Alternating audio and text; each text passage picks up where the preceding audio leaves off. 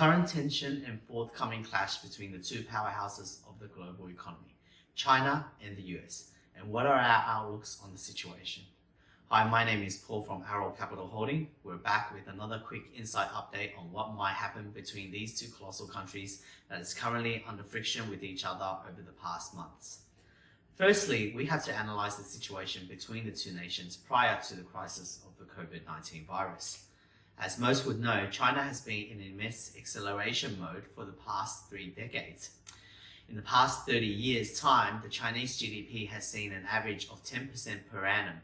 And in this short time frame, this rapid economic growth, and along with its massive population eventuating into a huge market, has put the nation into the number 2 spot in the global economy, with its eye praying in becoming the new global alpha.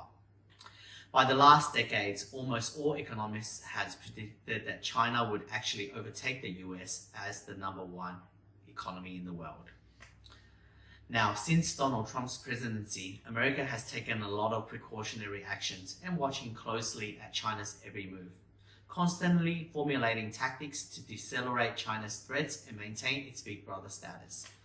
Since Chairman Xi's rise to power, there have been many flexes between the two nations. The trade war is probably one of the most recent and prominent events to occur as the nations show its ability to withstand the downturn of its reliance on each other, at the same time playing a game of tug-of-war to showcase its capacity, gaining the upper edge in political wrestle. Even though tensions rises between the two nations, the fact remains that economically speaking, the trade war is in no benefit to any countries in the world. On the 15th of January 2020, a Phase 1 treaty was signed between the two superhouses to what seemed like finally walking towards an agreement and avoiding any further escalations. And unfortunately, due to the impact of virus, the deal has once again gone south and has eventuated much worse than where it was. With the world already reeling from the economic impact of the COVID-19 pandemic, the last thing that everyone needs is a re-escalation of tension between the two powerhouses. And as the world observes at the situation closely, there will be no doubt that every nation may become part of this showdown's victim. The standoff is most likely adding fuel to fire on current economic problems. That, number one, the short-term economic downturn for the virus, which has already caused due to the restriction as it tries to contain the spread of the COVID. And 2, how will we recover and restore the economic and global confidence?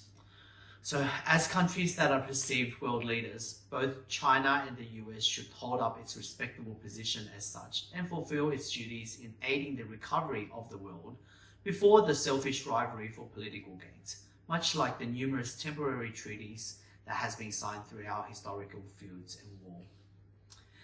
The US, China, and the rest of the world should set aside differences during such pandemic and consolidate its resources to deal with the problem that currently stands against all humanity. Unfortunately, the realism is that nations will always pursue their own incentives and motivations, and the rhetorical pledge to work together can at most be on a surface show. And in this case, probably not even so.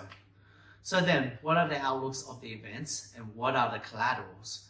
We'll go over this in our next episode. Thank you again. We'll see you all soon.